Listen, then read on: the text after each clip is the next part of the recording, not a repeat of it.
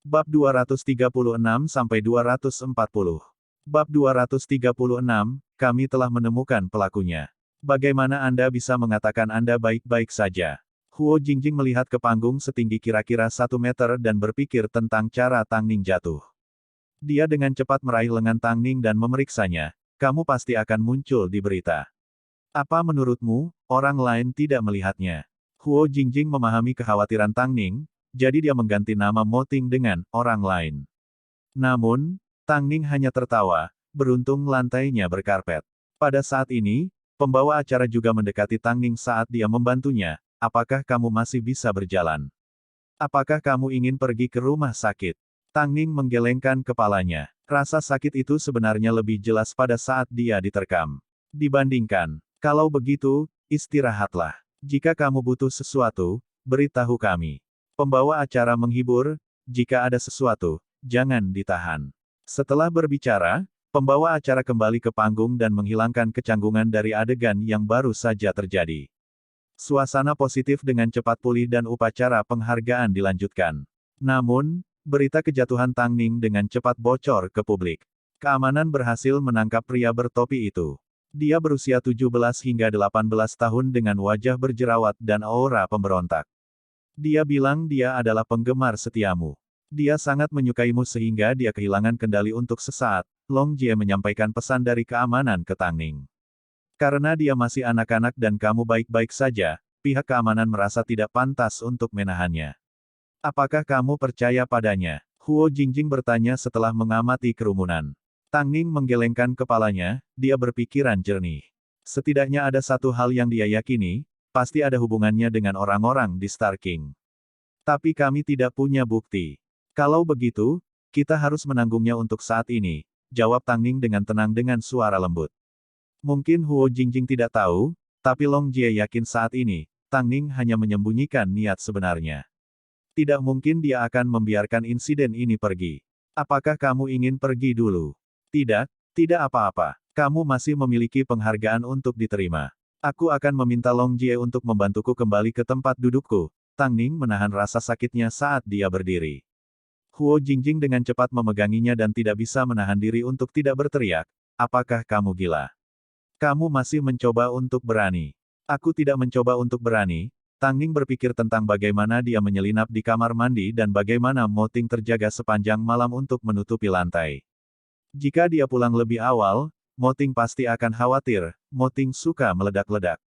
Huo Jingjing membeku sesaat. Ternyata Tang Ning bertindak seperti ini karena dia tidak ingin Mo Ting terlalu khawatir. Aku benar-benar tidak tahu harus berbuat apa denganmu. Tidak lama kemudian, Tang Ning kembali ke tempat duduknya. Semua orang di sekitarnya mengungkapkan keprihatinan mereka, apakah mereka mengenalnya atau tidak. Namun, Qin Yu berbeda. Tang Ning memperhatikan dengan instingnya yang kuat, saat dia kembali ke tempat duduknya, senyum tipis menyapu wajah Qin Yu.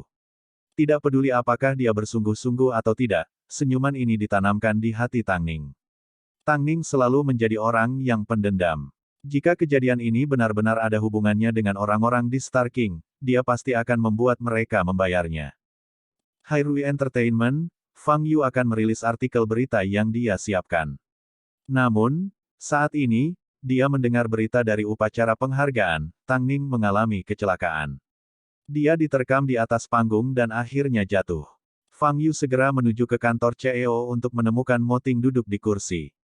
Kantornya dengan ekspresi gelap. Rasa dingin yang memancar dari tubuhnya membuat seseorang sesak napas. Jika seseorang melihatnya terlalu lama, mereka akan mati lemas dan mati. Presiden, artikel itu, haruskah saya tetap merilisnya? Setelah aku meninggalkan kantor, lepaskan. Mo Ting menandatangani dokumen terakhirnya dan menyerahkannya kepada Fang Yu sebelum meraih jaketnya dan menuju lift pribadinya. Pada saat ini, Fang Yu melihat tanda tangan Mo Ting lebih berantakan dari biasanya. Bahkan, ia sempat melakukan koreksi pada beberapa dokumen. Jelas untuk melihat betapa bersemangatnya dia di dalam dan betapa menyakitkan dia berusaha menahan amarahnya. Satu-satunya alasan dia belum melepaskan amarahnya saat itu juga adalah karena dia tahu Tang Ning berusaha sebaik mungkin untuk menyembunyikan rasa sakitnya. Dia mengkhawatirkannya. Tapi dia tahu dia tidak ingin dia terlalu khawatir, semua ini jelas dari menganalisis tindakan Tang Ning. Dia lebih baik tidak mencari tahu siapa yang menghasut semuanya di belakang layar. Kalau tidak, tidak akan mudah bagi mereka untuk melewati garis bawahnya. Sementara itu, selama jeda upacara penghargaan, Huo Jingjing berada di dalam salah satu bilik kamar mandi. Dia mendengar beberapa selebritas wanita mendiskusikan kejatuhan Tang Ning. Tentu saja, industri ini selalu menjadi tempat orang menginjak orang lain untuk meningkatkan diri. Jadi, ketika mereka melihat kemajuan Tang Ning saat ini, mereka mau tidak mau melampiaskan kata-kata iri. Apakah kalian mendengar sesuatu tentang siapa yang menghasutnya? Tidak peduli siapa itu, mereka melakukan pekerjaan dengan baik, bukan begitu? Izinkan saya memberitahu Anda dengan tenang, seseorang melihat Qin Yu dari Star King meninggalkan aula untuk sementara waktu. Sepertinya dia melakukan sesuatu yang licik. Apakah kamu melihatnya? Asistenku melihatnya. Tapi, jangan bicara terlalu keras. Ini adalah pertarungan antara Star King dan Hairui, sebaiknya kita tidak ikut campur. Tiba-tiba, ledakan keras bergema di kamar mandi saat Huo Jingjing melangkah keluar dari biliknya. Ekspresi model kecil berubah saat mereka melihat Huo Jingjing. Mereka secara bertahap menundukkan kepala, mengambil tas masing-masing dan meninggalkan tempat gosip mereka. Namun, Huo Jingjing mengejar mereka dan menghalangi jalan mereka. Siapa asisten yang melihatnya? Para wanita tampak gelisah saat mereka menundukkan kepala dan pura-pura tidak mendengar apa-apa. Tapi, menurut mereka siapa Huo Jingjing? Dia hanya tersenyum dan berkata, beraninya kamu menyinggung Hairui, apakah kamu masih ingin bertahan di industri ini? Para wanita membeku. Setelah mempertimbangkan pro dan kontra, mereka memutuskan untuk membagikan semua yang telah mereka dengar kepada Huo Jingjing. Termasuk bagaimana salah satu asisten mereka melihat Qin Yu meninggalkan aula untuk mencari manajernya. Huo Jingjing menutup matanya sejenak dan mengendalikan ketenangannya. Dia mendekati sisi Tang Ning sambil tersenyum dan mengumumkan, kami telah menemukan pelakunya. Tang Ning tampak terkejut pada Huo Jingjing saat Huo Jingjing memberinya kedipan dan mengarahkan dagunya ke arah Qin Yu yang duduk di sebelahnya. Tang Ning ikut bermain dengan menjawab, siapa itu? Aku sudah melaporkan kejadian itu kepada Presiden Mo. Ini bukan sesuatu yang bisa dianggap enteng. Lagi pula, itu bisa mengancam jiwa. Mo Ting mengatakan bahwa dia akan meminta penjelasan orang-orang di Star King. Jika mereka tidak bisa memberinya satu, dia akan menuntut agar mereka memasukkannya ke dalam daftar hitam sehingga dia tidak bisa lagi bertahan di industri ini. Huo Jingjing dengan sengaja berbicara lebih keras dari biasanya, bukankah itu benar, Nona Qin? Qin Yu tiba-tiba diliputi kepanikan saat dia tergagap. Bagaimana aku tahu?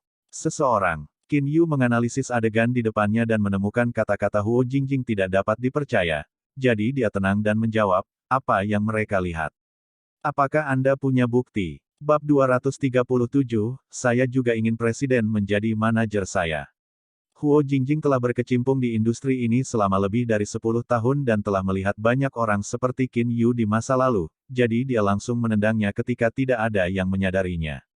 Tumit tajam dari sepatunya menusuk betis Qin Yu. Qin Yu tidak melihat tendangan itu datang. Rasa sakitnya begitu tajam sehingga membuatnya melompat dari tempat duduknya saat dia menjerit dan meneriakkan nama Huo Jingjing. Pembawa acara dengan cepat menyadari keributan di bawah panggung dan memberi isyarat kepada sutradara untuk tidak mengarahkan kamera ke arah itu, mempengaruhi siaran langsung. Huo Jingjing, apa kamu gila? Jangan berlebihan. Qin Yu benar-benar kehilangan kendali atas emosinya saat dia berteriak keras. Dia dengan cepat menarik perhatian semua orang di sekitarnya. Saat ini, Huo Jingjing melakukan sesuatu yang tidak diharapkan siapapun, dia berdiri dan langsung menamparkan wajah Qin Yu.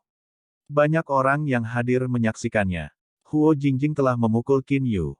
Beraninya kau memukulku. Qin Yu memelototi Huo Jingjing dengan tak percaya sambil memegangi pipinya. Namun, Huo Jingjing hanya duduk diam setelah melemparkan tamparannya, tanpa memberikan penjelasan atas tindakannya. Ini membuat semua orang berasumsi bahwa Qin Yu pasti telah melakukan sesuatu yang pantas ditampar oleh supermodel internasional ini. Dengan status internasionalnya, jadi bagaimana jika Anda ditampar olehnya? Jika Anda tidak memintanya, mengapa dia peduli dengan Anda? Kamu pikir kamu siapa? Selain itu, beberapa saat yang lalu, Qin Yu bertanya apakah Huo Jingjing gila di depan semua orang. Dengan IQ dan EQ seperti itu, dia pantas ditampar. Tuan rumah dan beberapa anggota staf takut situasinya akan menjadi tidak proporsional, jadi mereka segera berlari untuk menghentikan keributan. Namun, Qin Yu langsung mendorong mereka pergi, tidak berniat melepaskan Huo Jingjing. Huo Jingjing, Tang Ning hanyalah model kelas 3 yang murah, apakah dia layak mendapatkan perlindunganmu? Coba dan katakan bahwa dia model kelas 3 lagi, Huo Jingjing memperingatkan. Qin Yu sudah melangkah terlalu jauh untuk kembali karena situasinya sekarang telah meningkat. Jika dia mengaku kalah pada titik ini, bagaimana pendapat orang-orang yang hadir tentang dia dan Star King? Jadi, Qin Yu menjawab dengan berani, Tang Ning adalah model kelas 3, apakah kamu mendengarku dengan jelas? Jadi bagaimana jika dia bergabung dengan Hairui? Itu tidak dapat mengubah fakta bahwa dia masuk daftar hitam oleh Star King. Ditambah lagi, bukankah dia hanya di sini sebagai teman? Bukankah dia melakukan semua yang dia bisa untuk mendapatkan sisi baikmu supaya dia bisa maju dalam karirnya?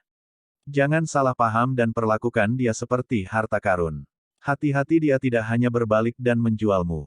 Ketiganya terletak di bagian kanan baris ketiga, tempat yang relatif tersembunyi.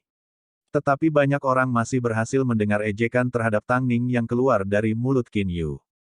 Meskipun aku tidak tahu bagaimana Tang Ning berhasil bergabung dengan Hairui, jangan lupa, presidenmu membenci orang yang suka menipu. Aku akan menunggu dan melihat bagaimana Tang Ning dihancurkan. Hancur. Tang Ning memelototi Qin Yu dengan dingin sepanjang waktu. Matanya sedingin es dan mengandung rasa ejekan.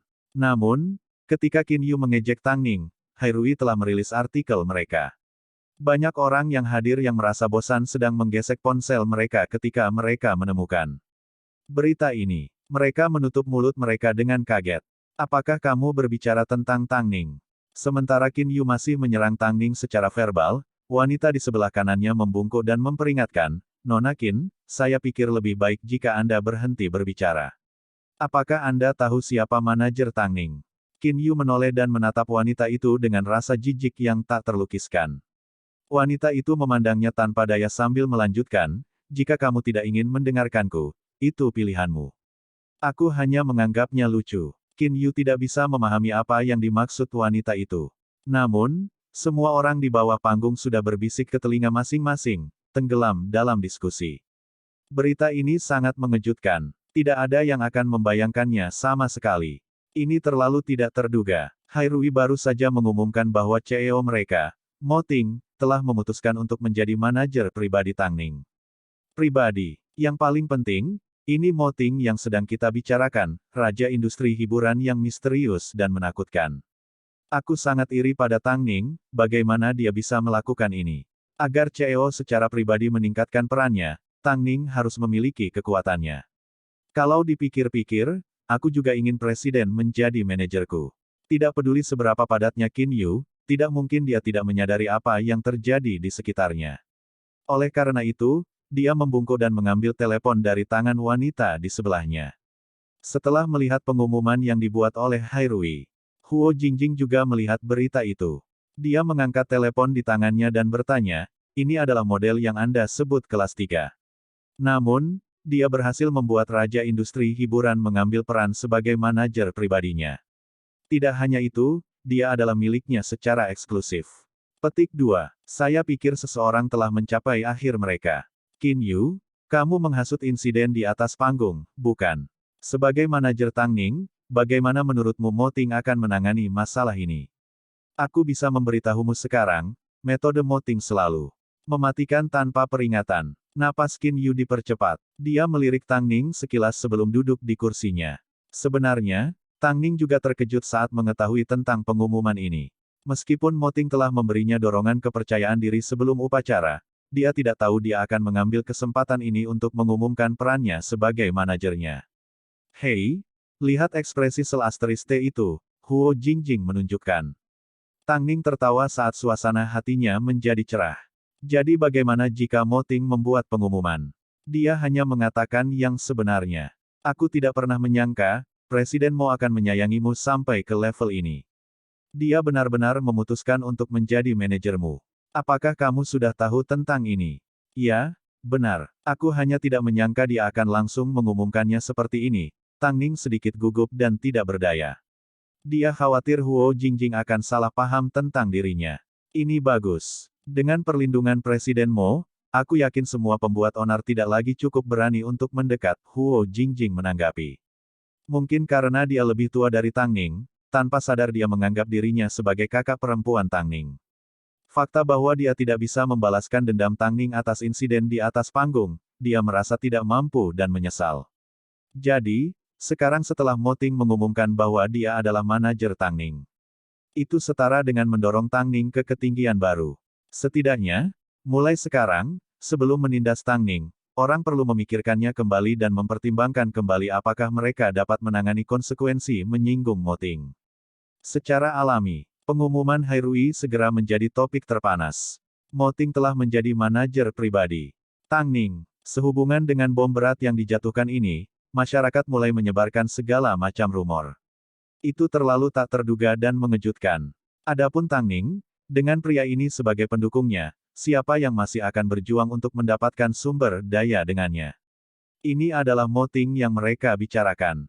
Bukan masalah apakah mereka ingin bertarung, ini masalah apakah mereka cukup berani untuk bertarung. Bab 238, apakah Anda pacar Presiden Mo? Dalam sekejap, semua orang mulai memandang Tang Ning secara berbeda.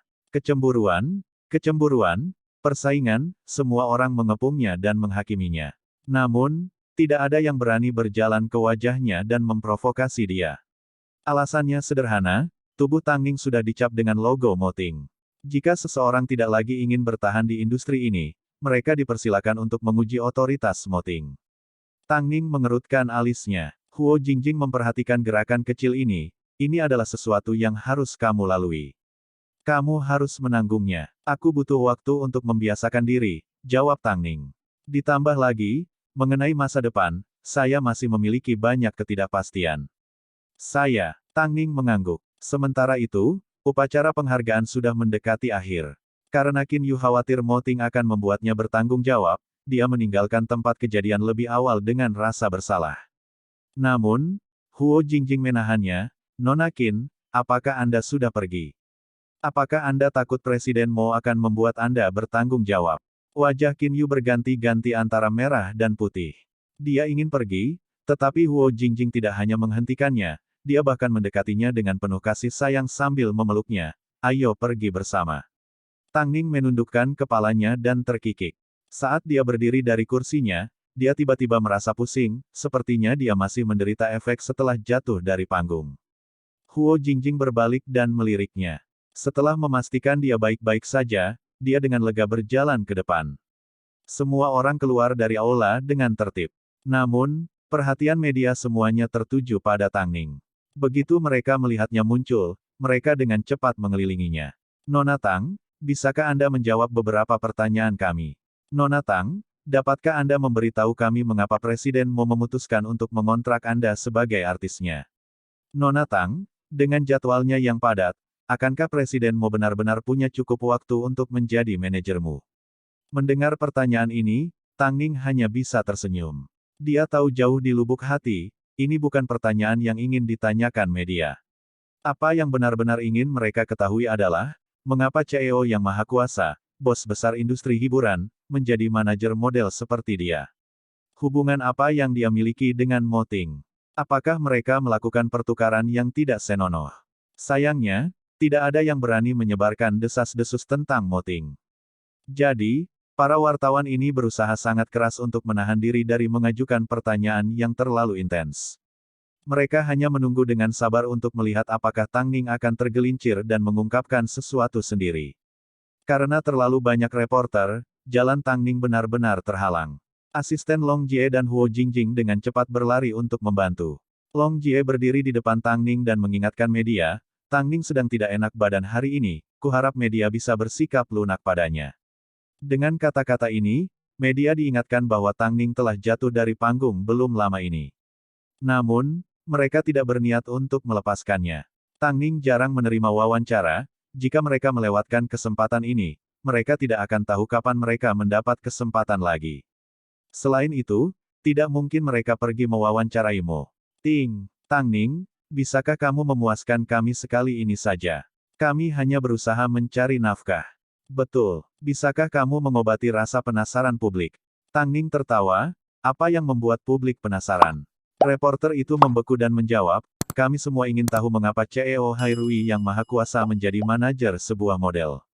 Kami semua sangat terkejut karenanya. Jika ini pertanyaanmu, kamu harus bertanya padanya dan bukan aku. Tang Ning memainkan Tai Chi di sekitar pertanyaan itu. Pinggulnya terasa lelah dan berdiri dengan sepatu hak tinggi begitu lama membuatnya kesakitan. Lalu, apakah kamu pacar Presiden Mo? Reporter mulai mendapatkan keberanian. Tang Ning tertawa sambil menggelengkan kepalanya, tentu saja tidak. Dia adalah istrinya. Kalau begitu, apakah Anda dan Presiden Mo sudah lama saling kenal? Kurasa tidak ada gunanya menjawab ini. Tang Ning mempertahankan senyumnya tanpa membocorkan informasi apapun. Berhentilah berakting. Kamu hanyalah wanita lain yang menjual tubuhnya sendiri. Bukankah kamu tidur sampai ke tempatmu hari ini? Suara bermusuhan tiba-tiba diejek dari kerumunan. Semua orang menoleh ke arah suara itu. Pria berusia awal 20-an itu mencemooh. Apa yang kalian semua lihat? Apa kalian pikir aku bercanda? Biarkan aku memberitahumu. Aku punya bukti. Tang Ning memandang pria itu dan mencatat lencana namanya. Dia berasal dari studio Huarong. Tampaknya, studio ini bersikeras untuk bergantung padanya dan editor Lin telah menemukan dirinya sebagai tim antek-antek.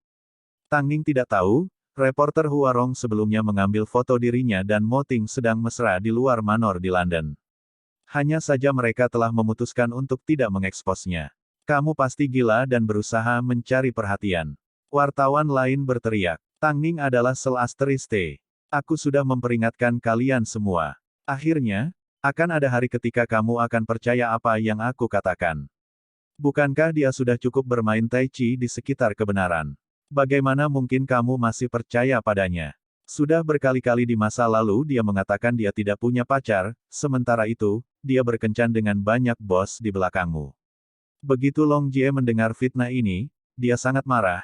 Aku tantang kamu untuk mengatakannya lagi jika kamu punya nyali. Bahkan jika Mo Ting mendukungmu, aku tidak akan takut, cibir pria itu.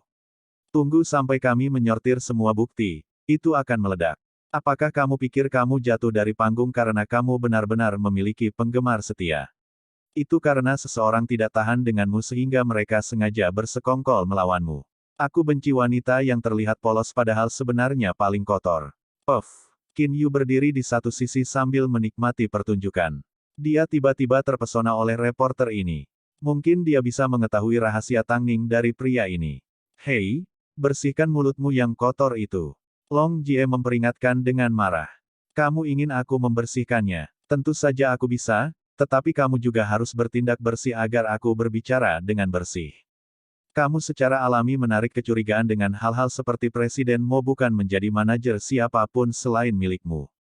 Juga, punggung misterius dari sebelumnya.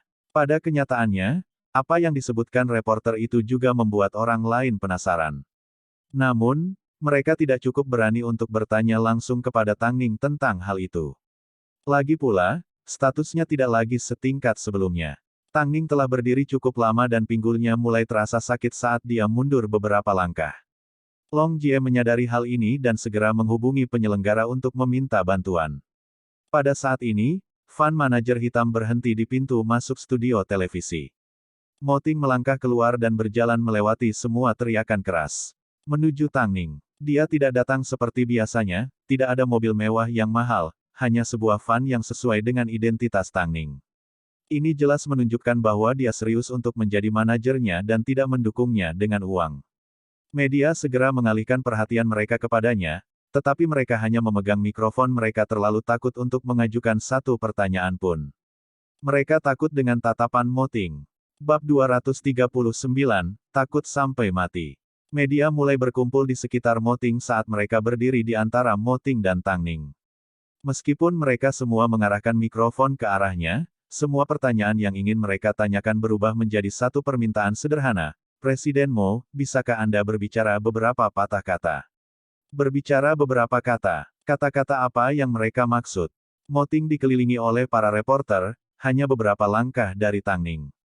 Melihat Tang Ning tanpa sadar memegang pinggulnya, ekspresinya menjadi dingin. Sebuah kata yang sangat dingin dan keras keluar dari mulutnya, bergerak. Reporter yang paling dekat dengan Moting sangat ketakutan sehingga dia dengan cepat mundur beberapa langkah. Ia terlalu takut untuk mendekat.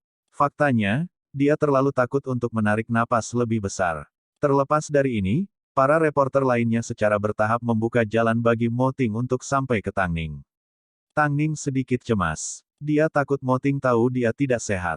Namun, bagaimana dia bisa bersembunyi dari mata Moting? Moting mengabaikan semua orang dan tidak peduli apa yang mereka pikirkan. Dia langsung menuju Tang Ning dan meletakkan tangannya di pundaknya. Dia begitu dekat, tubuhnya hampir menyentuh miliknya. Dia kemudian mencondongkan tubuh ke depan dan perlahan melepas mantel hitamnya.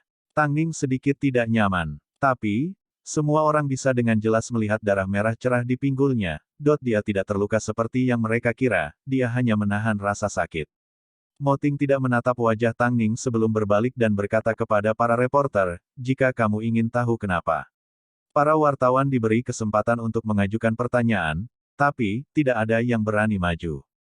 Kata-katanya kali ini bahkan lebih menakutkan daripada saat dia menyuruh mereka pindah. Moting melihat sekeliling dan melirik Qin Yu, jika kamu tidak punya pertanyaan, aku punya banyak. Siapa penghasut di balik kejatuhan Tang Ning malam ini? Aku akan memberi mereka 1 hari untuk mengaku. Jika tidak, aku akan membuat seluruh keluarga mereka menderita. Hanya 1 hari, mereka tidak akan mendapat kesempatan lagi. Setelah mengucapkan kata-kata ini, dia mencemooh para wartawan, saya menganggap Anda tidak memiliki pertanyaan. Kalau begitu, jangan pernah mencoba bertanya lagi. Tang Ning berdiri di belakang. Wajahnya menjadi pucat karena menahan rasa sakit. Kebanyakan orang tidak memperhatikan, bagaimanapun, tidak mungkin dia bisa menyembunyikannya dari Moting. Adapun reporter dengan bukti melawan Tang Ning yang sedang menunggu untuk mengeksposnya, saya menunggu Anda untuk bergerak. Jangan lupa, saya adalah manajer Tang Ning. Setelah berbicara, Moting akhirnya berbalik, membungkuk dan menggendong Tang Ning di lengannya melewati semua reporter.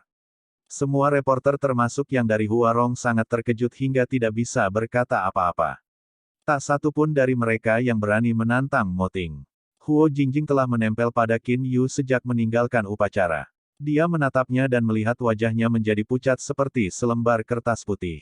Ini karena Moting memberinya 1 hari untuk mengakui semua yang telah dia lakukan, jika tidak, seluruh keluarganya tidak akan bisa hidup perdamaian. Melihat Qin Yu linglung, Huo Jingjing mencoba melonggarkan cengkeramannya. Tanpa diduga, Qin Yu akhirnya jatuh. Langsung ke tanah dengan tatapan tak bernyawa.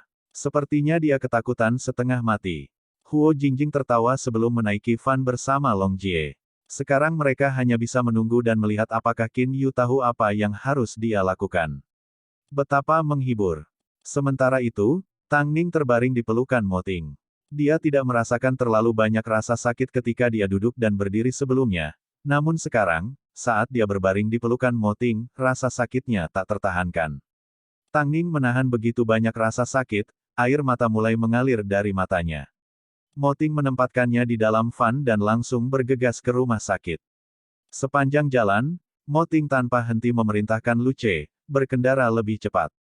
Tang Ning ingin berbicara, tetapi dia tidak memiliki kekuatan. Tidak mudah akhirnya mencapai rumah sakit. Setelah mereka tiba, Tang Ning berbaring di tandu dan jatuh pingsan. Pada saat dia bangun lagi, dia mendapati dirinya terbaring di tempat tidur. Kamar rumah sakit itu sunyi dan gelap. Tang Ning ingin duduk, tetapi dia menemukan pinggulnya untuk sementara terpasang ke penyangga dan dia tidak bisa bangun dari tempat tidur. Moting sedang berdiri di dekat jendela. Begitu dia menyadari Tang Ning telah bangun, dia dengan cepat melangkah dan menekannya ke tempat tidur, jangan bergerak. Tang Ning dengan patuh bersandar ke bawah. Dengan kepala disandarkan ke tempat tidur, dia menatap Moting. Moting menundukkan kepalanya tanpa sepatah kata pun. Tapi setelah beberapa saat singkat, dia mengangkatnya lagi. Meskipun dia sudah menahan amarahnya, tidak sulit untuk mendengarnya dalam suaranya, tidak bisakah kamu menahan hal-hal seperti ini? Ini adalah pertama kalinya sejak pernikahan mereka Moting berbicara dengan Tang Ning dengan nada marah. Dia benar-benar marah.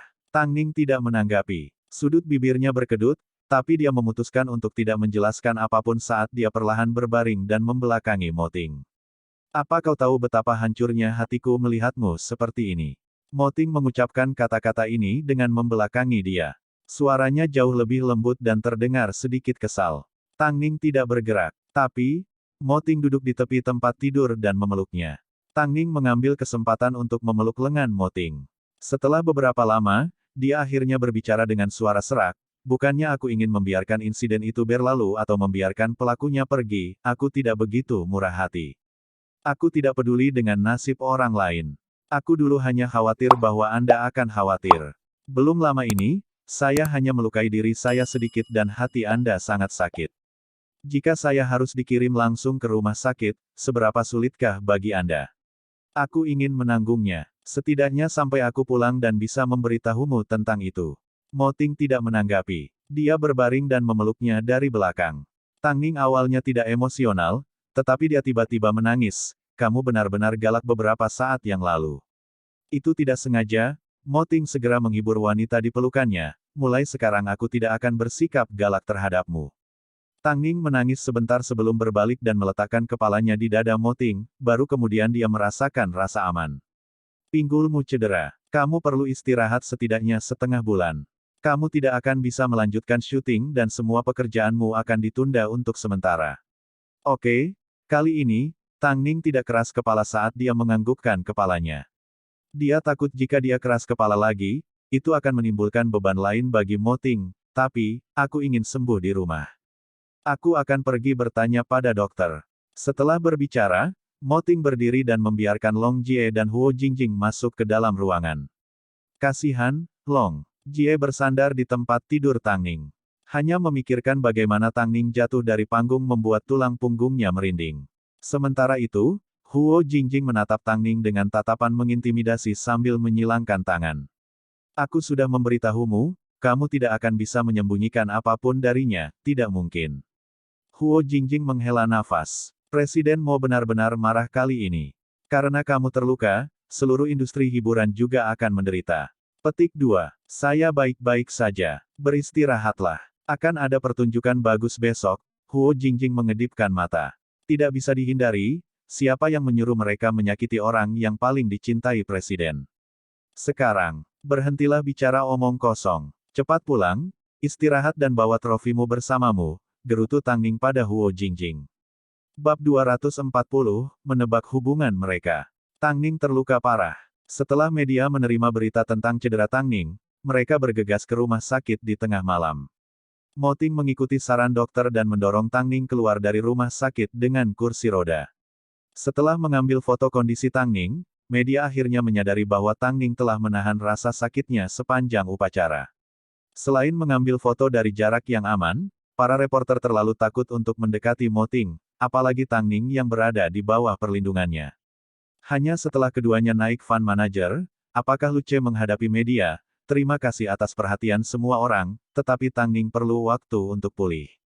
Para wartawan ingin mendapatkan lebih banyak gosip dari mulut mereka, tapi mereka ingat Mo Ting adalah manajer Tang Ning.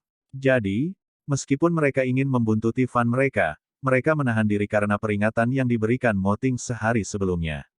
Karena mereka tidak dapat menggali tanah baru, mereka hanya memiliki satu pilihan lain, menggali tanah lama.